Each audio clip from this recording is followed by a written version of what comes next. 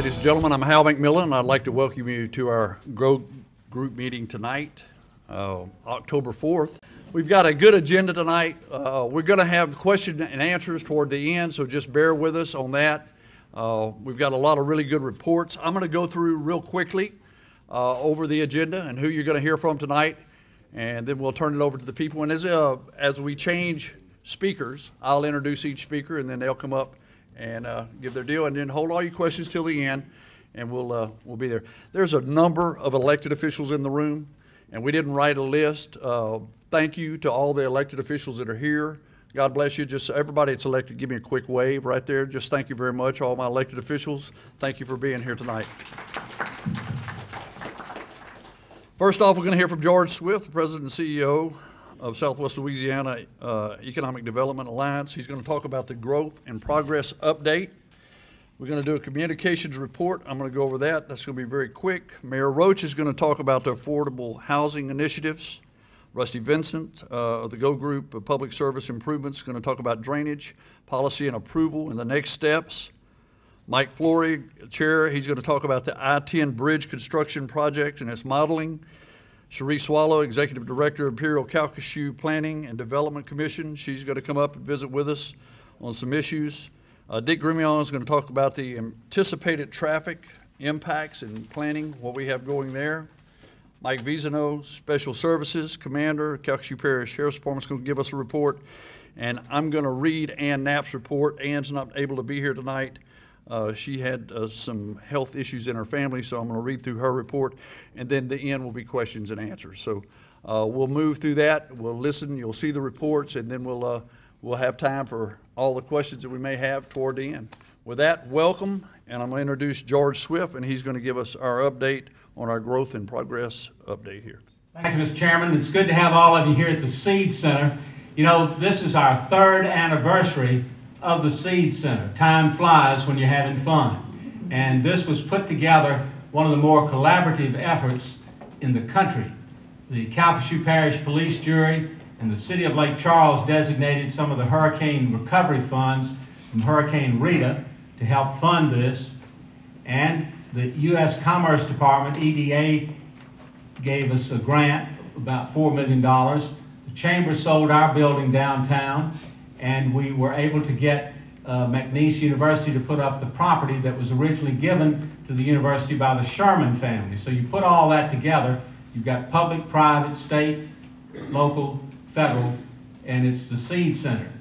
A one-stop economic development center. We have a business incubator on the first floor that in the 3 years we've had 30 startup businesses in there. We have created over 300 jobs.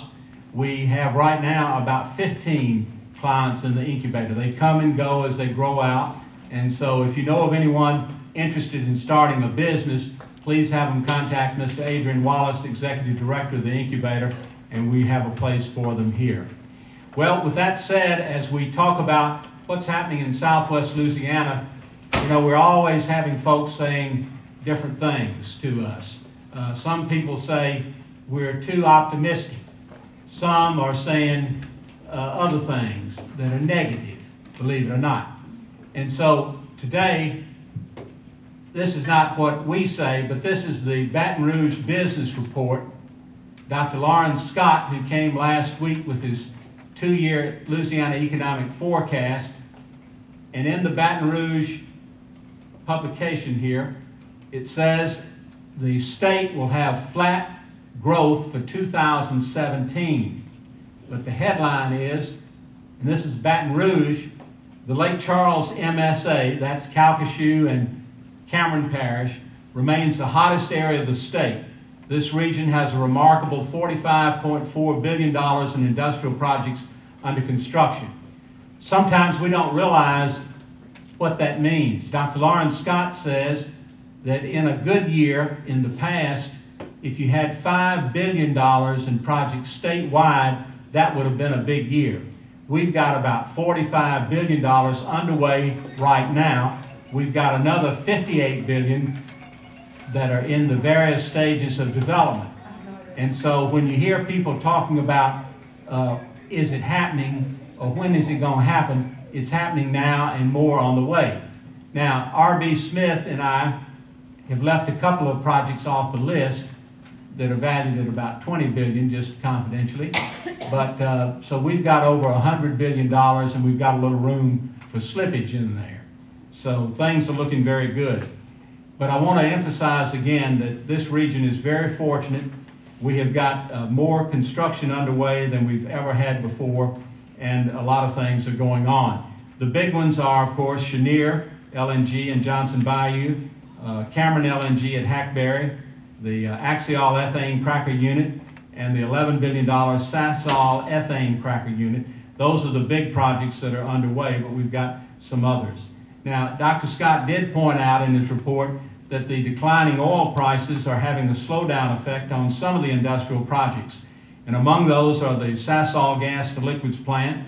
A final investment decision is expected in about 2 years. And Shell, the now owner of the LNG facility that we knew as Trunkline, has delayed their final investment decision until next year. And G2X has delayed their construction while they refurbish a chemical plant that they purchased in southeast Texas before they began their construction. So we've had a few slowdowns, but nothing has been canceled. And to show you one of the examples of what's going on and the magnitude of these construction projects, these mega projects, here's a quick video of what's going on out at Sasol.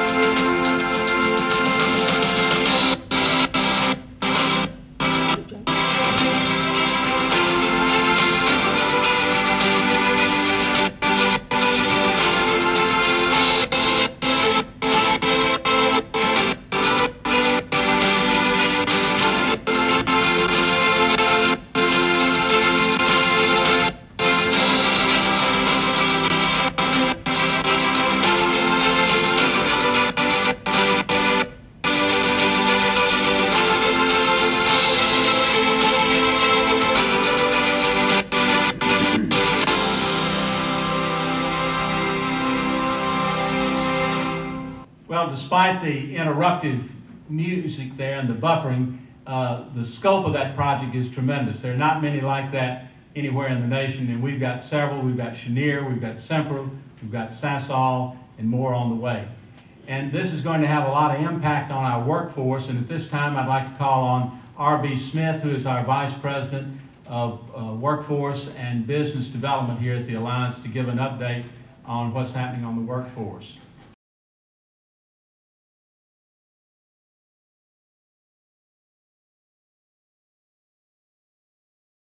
Thank you, George. Good afternoon, everyone. We do have those mega projects that George has referred to. The Lotte Axiall Chemical Complex is under construction now. We have numbers of 300 employees on site working, and that number will increase through the end of the year and continue to increase over the next couple of years as they're just getting started with their civil work. The Cameron LNG project is moving along. It's significantly up and running, and they have around 4,000 construction workers on the site. That number is projected to increase over the next year. The Cheniere LNG project in Johnson Bayou that's been out for some time, the Bechtel Group has worked on that. They've got 2 trains that are complete. They have 4 more under different stages of construction. They have around 4,000 workers on that site. They're going to hold that number about steady. The Sasol ethane project, which you saw just a moment ago on the video, has 4,400 construction workers on site with that number is projected to increase over the next few months as well. We have a number of other sectors that are represented here in the region. We don't want to neglect those. We are working in task forces through our workforce and education subcommittee to be able to bring together those employers and look at workforce gaps and align our workforce preparation programs to make sure that our future generation of workers and the workers that are retraining for new careers are able to access areas like healthcare, hospitality, education, aviation, construction, and of course, our petrochemical sector. We do have a number of scholarships available to those who don't otherwise qualify under many different financial aids that are available. The Community Foundation has an industrial scholarship that they manage for the two industries, Sasol and Lake Charles LNG. And we, of course, have the Alcoa scholarship here at the Alliance, where we have 28 applications so far, 14 people in class. 4 have been rejected and 10 are being processed, and we have sufficient funding in the years going forward to offer several more scholarships. So if you know anyone in the area that's looking to train to go into a different career field or start in a new career field, contact here us at the Alliance or the Community Foundation, and they will be happy to give you the guidelines on how to get those scholarships to the people who need them here in our local community.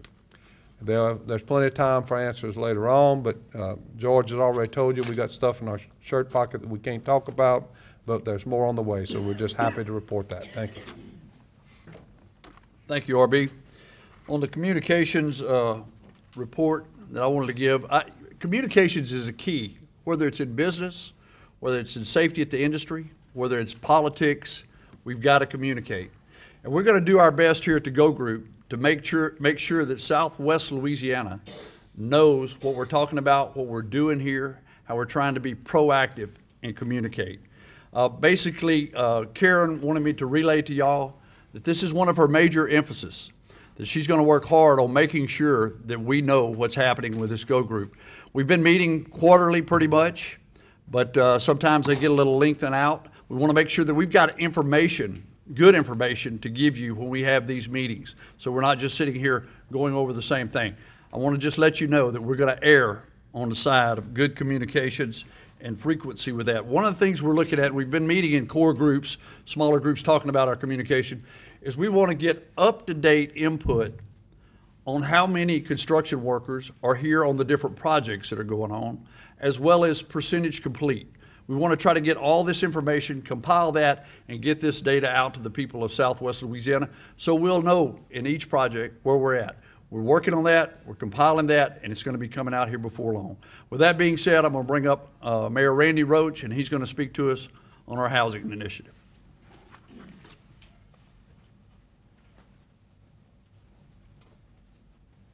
Thank you, Hal, and good evening. I want you to look back, or not look back, but just visualize, if you can, that video on Sasol. And I couldn't help but think about my oldest grandson. He told me one day he wanted to be an engineer, and I asked him, I said, why do you want to be an engineer? He said, because they can do anything.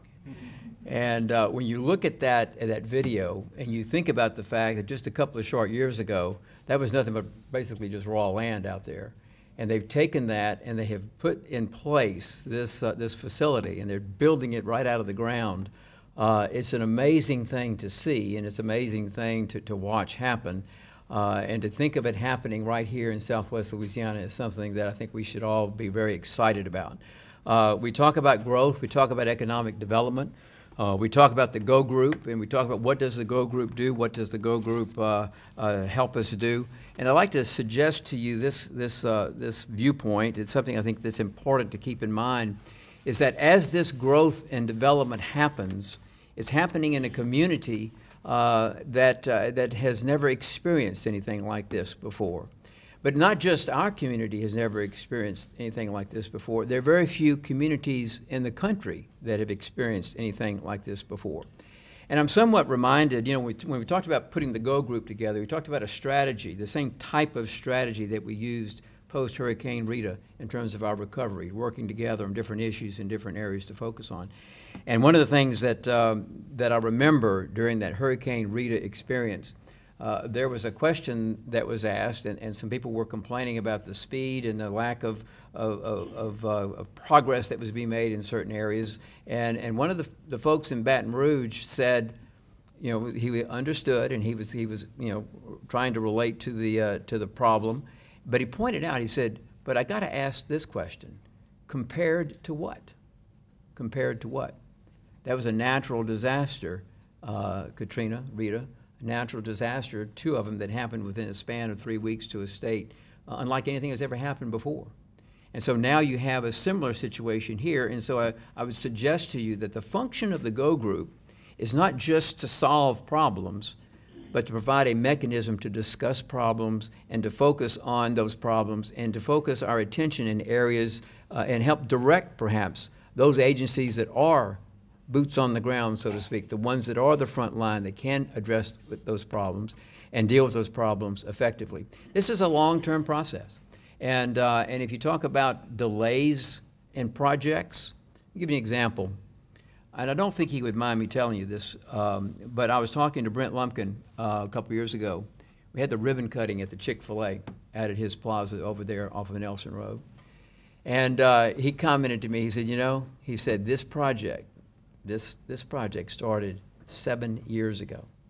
At the time, it was 7 years. It took him, you know, to get that done.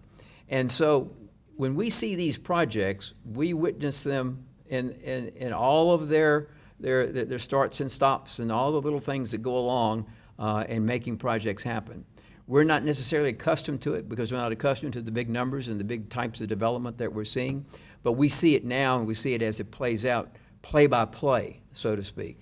And so there will be some starts and stops and some things like that. And I would suggest to you that delay is not necessarily a bad thing for us. Delay gives us time. It gives us opportunity to anticipate the need and gives us opportunity to plan for it and catch up with it. Another aspect I want to emphasize to you is that sometimes I get asked this question: well, you knew they were coming, why didn't you build that road then? Okay?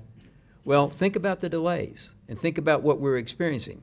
If we build the road, if we put in the infrastructure and for some reason the project doesn't happen, then what we have taken is a very limited resource, your tax dollars, and invested those tax dollars into a project that didn't happen.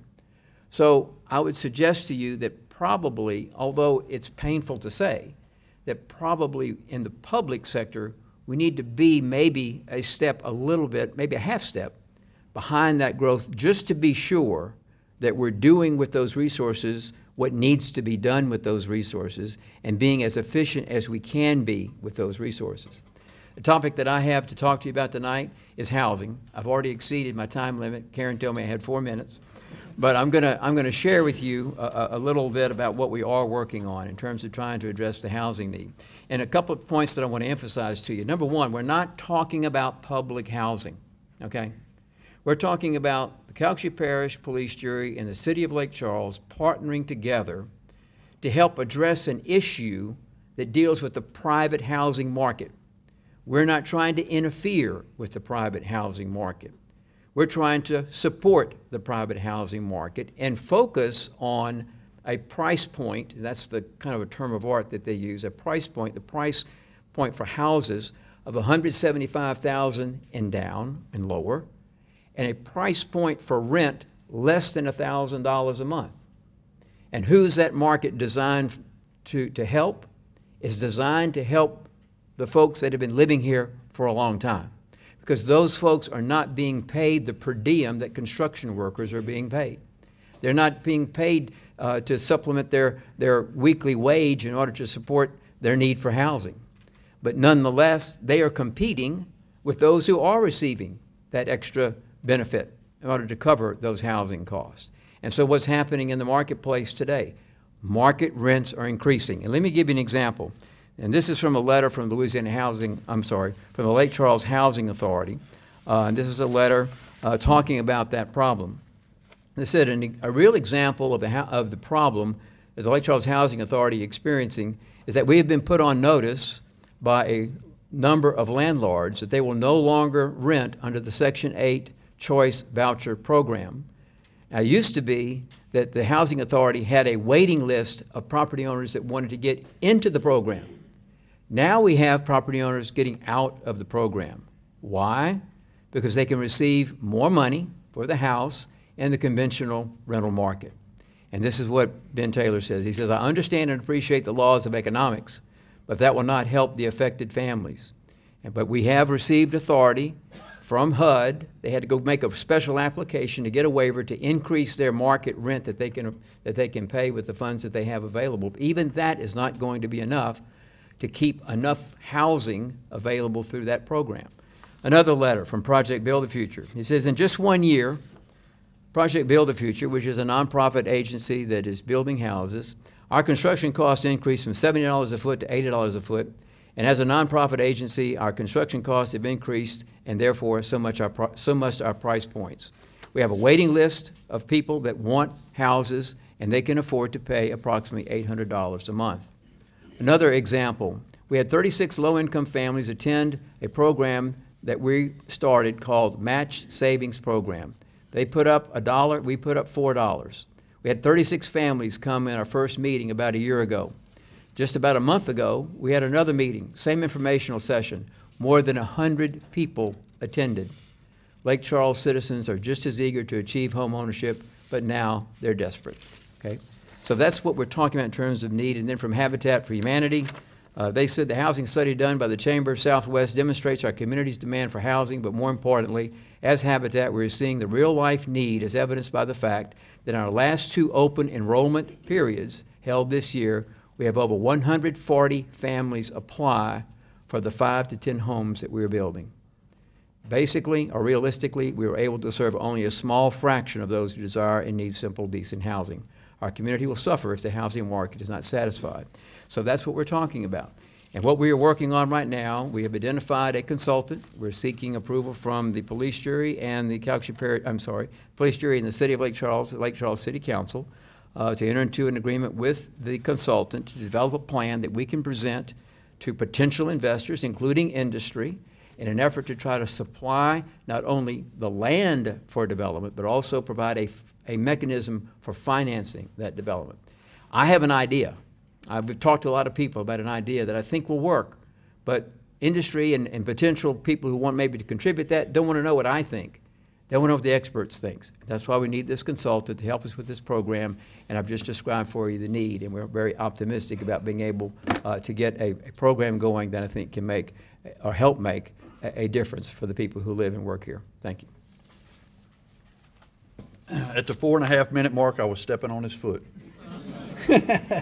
He's a tremendous speaker. I love our mayor. He does a great job, and we're thrilled to have him involved with our Go group. He's one of the smartest guys that I know, and really brilliant, and helps us every day here in Southwest Louisiana. Mayor, thank you for your report.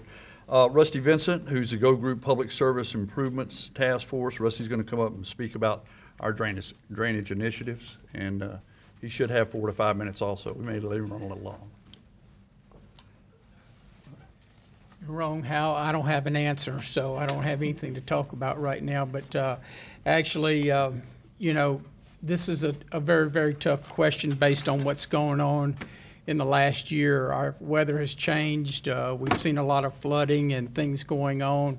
And so it's become the #1 priority for the Go group to make sure that we can address, especially seeing what's going on in the last few weeks over on the other side. You never know what's going to happen, and let's hope we don't get much more than about 4 inches and not 10 inches of rain like the east side did. But a big part of it is we got to look at the whole picture, and that's the most important thing, is that we've got, you know, municipalities, we've got drainage districts, we've got a little river that comes up here, a port that dredges it and everything else, and every one of us all have to hold hands on what's going on here. And I'll bring up the port at the very end of what's going on in our river these days, I think. But what we need to do is come up with a plan to where everybody is working together, because unfortunately drainage districts and municipalities, we all have to share somehow, some way. When water falls, it keeps rolling until it finds the lowest point. And you know, one of the initiatives is that we can you know, start from scratch today and start working. And you know, where are we going to be in 20 years? where with the future generations, we can all try to fix something right now, but what's going to happen in 10 or 20 years, and what's best for our residents of Southwest Louisiana. And there's been 3 drainage studies over the last 20 years, and there hadn't been a real significant change in the studies.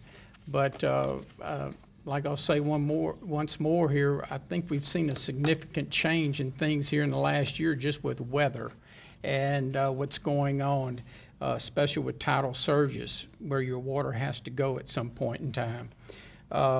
You know, what's best for Southwest Louisiana, you know, with all the recent flooding, we definitely have to take a step and take the first step forward.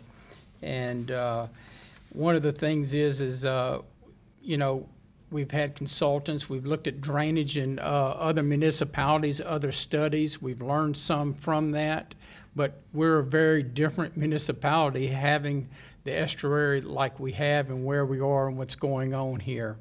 The task force recommended to the Calcasieu Parish Police Jury to establish a drainage department, and that happened. And Mr. Alan Wainwright and his staff got the hardest job in the world right now to try to figure out how to fix drainage now. And so thank you very much. And let's hope that we can start taking baby steps toward it. And there's so many things that you have to try to put together to fix drainage this day and time. And I will say this, I have in the last 8 to 9 months, I have actually, when we get big storms, you see some little kid in a white Suburban riding around, that's me, watching and looking and trying to see what's going on in this world. And I can't tell you how many times I've driven after big rains and watched what was going on. And unfortunately, sometimes you have a big giant culvert, and then you got a little 12-inch culvert that's holding everything up and water going over the road. So we've got to look at all these issues there. And, you know, we proposed a drainage policies that to establish a drainage department, and you know, on October 11th we're going to meet again and determine the next steps forward, and all these proposed policies will be reviewed by the police jury and then are approved, and we'll keep moving forward. And we as a GO group, we will be meeting with our mayors and our drainage districts and trying to meet with a lot of different people and get everybody's input. And we've already done that. Me and Mary Kay Easton have gone and sat down and had private meetings with a lot of people just listening of what's going on where, trying to get everybody's opinion and everything. And but what's vital is, you know, the long-term success with our drainage and how to adopt similar ordinances where our cities and our parish, we all adopt ordinances to where we can slow down what the runoff is. And that's going to a lot of public meetings there. I've heard some people have grabbed me by the side after the meeting, come here. And it's kind of spooky some days, but we've got to take action. And just for residents, you know, what we need to look at is very, very minimal things. It's more for the big developments we're looking at to slow down the runoff and try to maintain and absorb as much as we can before we do get into the public system. And that's what we'll be looking at. As far as individual residences, you know, there won't be a whole lot going there, but basically, let your gutters go into the yard before you go straight into a drain, and let your driveway maybe slope into your grass and absorb as much as you can before you discharge it. So it won't be anything very, very significant, I see, as a, you know, as individual homeowners and everything. And what we'll be looking at is the big developments, trying to retain and try to absorb as much as we can before it goes in the public system. One other thing here is, you know, the where do we go from here? And the main thing is looking at all the big new developments, coming up with an ordinance to maintain all that drainage. One last thing that I want to discuss is we have a significant tidal surge in this Calcasieu River estuary. There's days when there's no place for our rainwater to go. And I have bugged Ms. Clapp sending pictures of her where Preon Lake Park boat docks and wharves are underwater. And folks, that's with 0 rain, and that's 3 days of just hard wind. You got to have a place for that water to go. And I love the Port of Lake Charles because my little family makes a nickel with all this industry and everything going on around here and everything. But we got to watch how much deeper and wider we keep making it one day, because I'm more worried about the change in the weather. And I've been working with Mr. Tim Osborne, with NOAA, who will be coming here working with us over the Weather Service for the whole Gulf Coast. Things have changed. Look where all your hurricanes are going here recently over the last year, going to the East Coast. So we're looking at it, and we're going to be taking one step at a time. There'll be other hearings and meetings and everything else, and we invite everybody to participate in it. Okay. Thank you, Rusty. I can tell you, on behalf of my fellow police jurors, we take drainage very serious. And I'm very proud of our staff and our administration on what we're doing with drainage in Southwest Louisiana. The last time we tried to do a drainage study was back in 2005. We got hit with Hurricane Rita, but it's never come off the table. We try to improve drainage every day. With that being said, Brian's going to come up and provide a general update on where the parish currently stands on adopting new drainage policies and ordinances. Brian Bean, our parish administrator. Thank you, Hal. Rusty covered it very well, and Hal, I'm glad you said that. I want to commend the jurors and the cities and the drainage districts.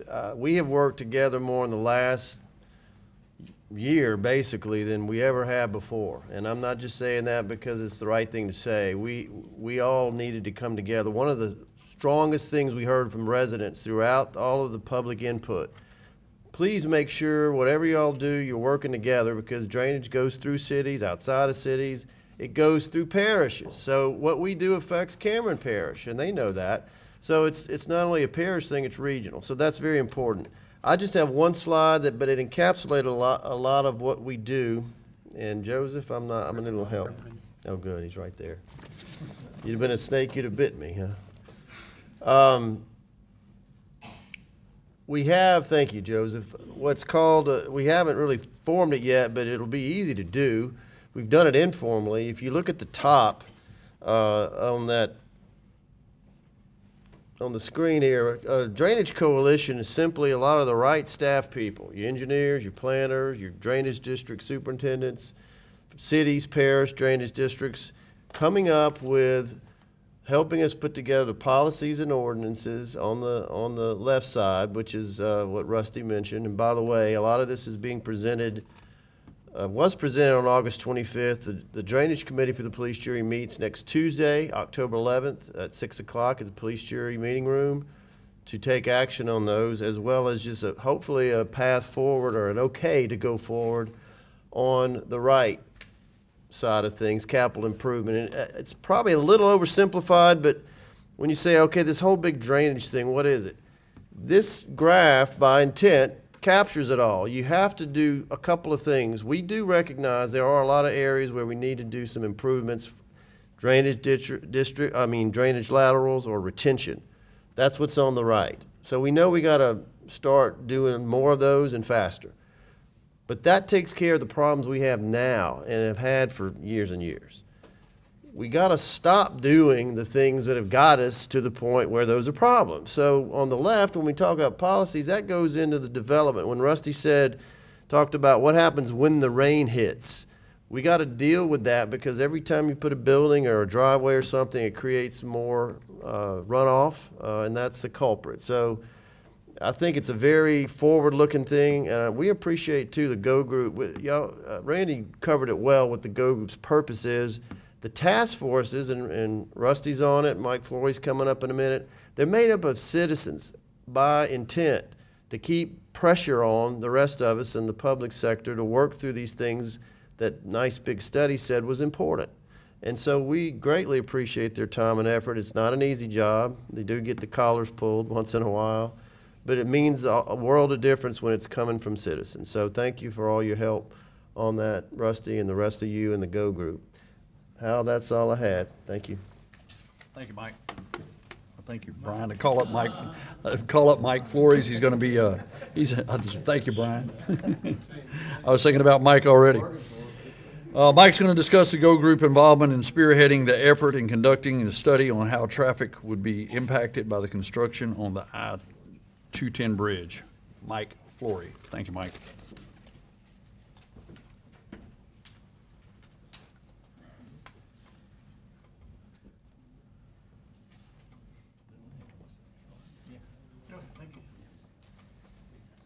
Thank you, Mr. Chairman.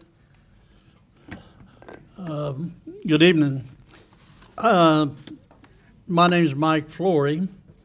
I had a script, but I set it down. I like to talk from the hip, and everybody else seems to be doing some of that. I've been on the task force for growth planning for a year, and in August, I was asked to chair it. And I agreed to do so.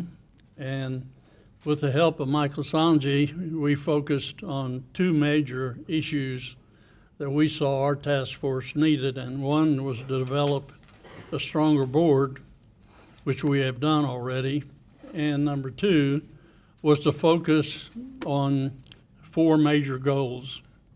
And we have already outlined those for our next board meeting.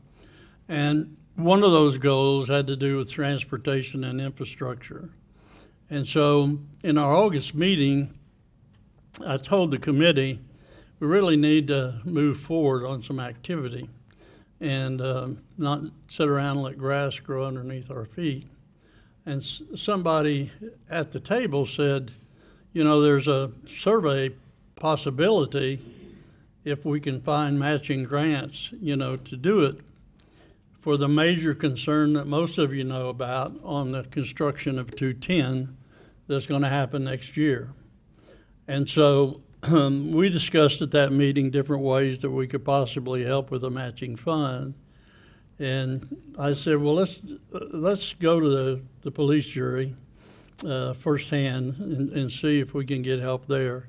And then we won't be dividing up time because we really need to move forward to this.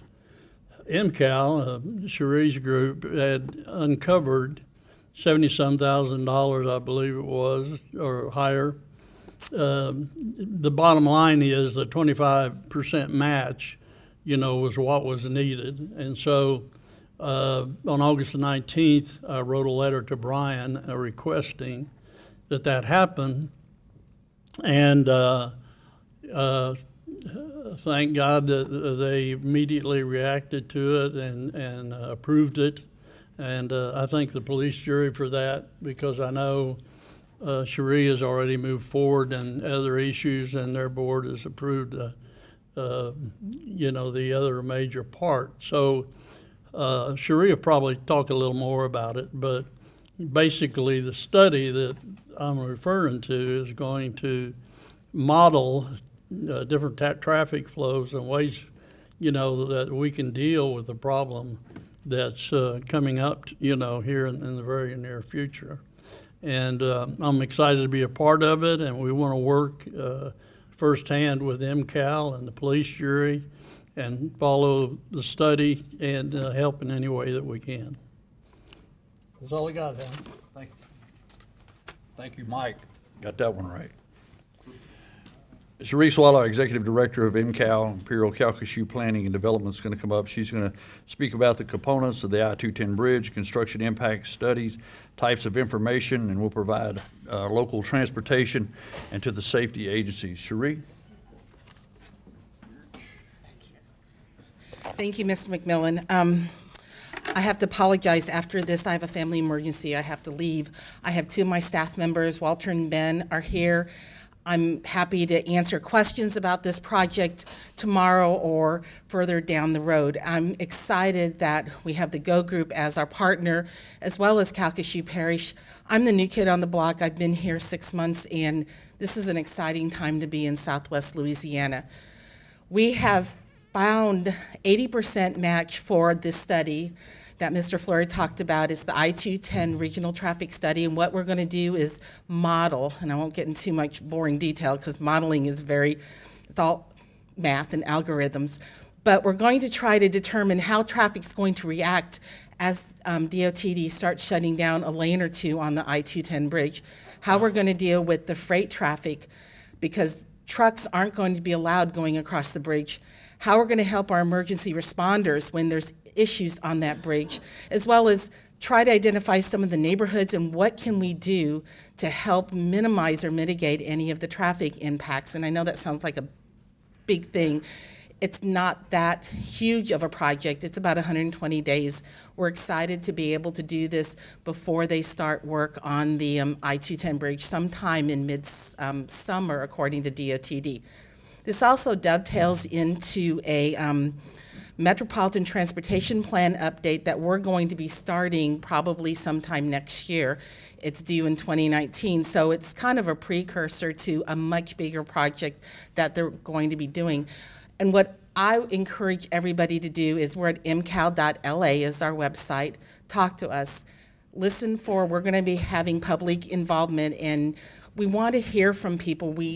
None of us can live in every part of Lake Charles or Calcasieu Parish or Cameron or any of Southwest Louisiana. We want your impact. We want to hear from you. We want to make sure that we're covering your needs and hearing the concerns that you're seeing, because you're the users of our street network. We need that impact, and it's great to have the Go Group here as another resource, Calcasieu Parish, the city of Lake Charles. I'm lucky. We have a good board, and we have good stakeholders and partners from DOTD on down. And I think that's all I have to say. Thank you so much for letting me speak. And head to the house. Thank you. Take care of your loved ones there. Oh, we're blessed so far we haven't had a hurricane this year, so we wanted to find something for Dick Gremio, our emergency preparedness director, to give him a project. And I can tell you there's no better guy, because we are addressing this traffic problem like we would a hurricane. Dick's been very diligent in his staff and what he's doing, and I can tell you he's taking it very seriously. And he's going to give us a report on a general overview of traffic impacts in the area currently facing with additional new traffic, as well as how we're going to be distributing that traffic on a weekly basis. So with that being said, Dick Gremio.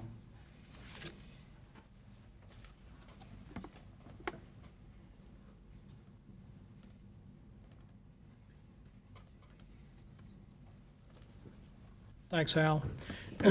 The Public Safety Subcommittee is chaired by myself and Sheriff Mancuso. Matt Wiesno is here representing the sheriff tonight, but we've had several meetings, or a lot of meetings actually, over the last couple of years, but the immediate concern is our traffic issues. And just like Cherie talked about, we're going to have some issues to deal with. So we, my group took the everything other than the law enforcement problems. The law enforcement talked over criminal activity and a lot of other things, but we've come to a point where it's obvious that the traffic issues are going to be the #1 public safety issues we have to deal with. For the last 2 years, we've had 20% increases in the city of Lake Charles, for example, with automobile accidents. Our infrastructure is sized for 180, 200,000 people.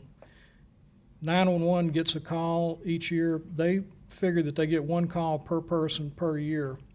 They've also had 20% increases in the last 2 years. They're on track this year to receive somewhere between 275 and 290,000 911 calls.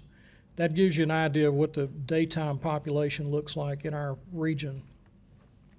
What we've done here is we'll be producing as Hal said, we're handling this as an ongoing incident. We'll be producing a weekly situation report about traffic, and contained in this report will be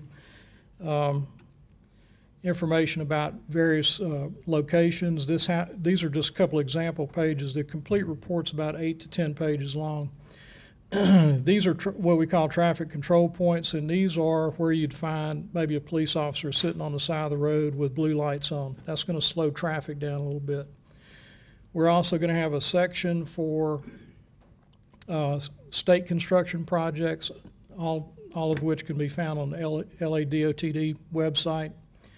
Those will include new projects for the coming week of the report. These reports will be 1 week at a time. It'll be new construction for the week and ongoing projects. We'll be also doing the same for parish projects and city projects. The objective would be for the public to be able to look at these reports and think about the way that they go to work or they go about their business during the day, and maybe help them avoid some of the more troubled spots. Further in the report, we'll have some helpful links for people to look at. This report will be found on the front page of the Calcasieu Parish Police Jury website, our new website, which looks pretty good, by the way. But we'll be posting this weekly on that website. We've got some other informational links here that'll be in the report. Couple of things that we're recommending. Google Traffic is one that's really good for current traffic information. Waze is going to be the other one. That is similar to Google Traffic, where it gives you traffic conditions, but people can actually send a picture or send a report in. And we're also working, and Matt will talk a little bit about this, about coordinating our dispatch offices to get information out as well. We'll also be including a weekly weather summary. This will be the coming week's projected weather. And as we all know, it's going to take you extra time when the weather's bad. So hopefully this will be kind of a digest of information each week. This is an example of that Google map I was talking about, and the trouble areas in this particular case are highlighted in red. This is something that you could check on the way out of the house. In addition, the Waze app has an application where you can put where you work or where you're going from where you are, and it'll give you a suggested leave time. So that's there are planning tools out there available. We're trying to get as many of those out as possible. That concludes my part. Matt's going to talk about the emergency planning. Thank you, Dick. By the way, I'm a Waze app guy. If you hadn't used it, get on it. It works whether you travel down the interstate or if you're in another city, like we were out in California and I got into a cab and I put my Waze app on and I made sure the cab driver drove the closest and right way. Waze app works, and it's going to help you with your traffic control here in Southwest Louisiana. With that, I'm going to call up Matt Vizino. Matt's going to talk us what's going to be done from law enforcement standpoint and managing situations as they may arise as a result of the I-210 bridge construction. Matt Vizino.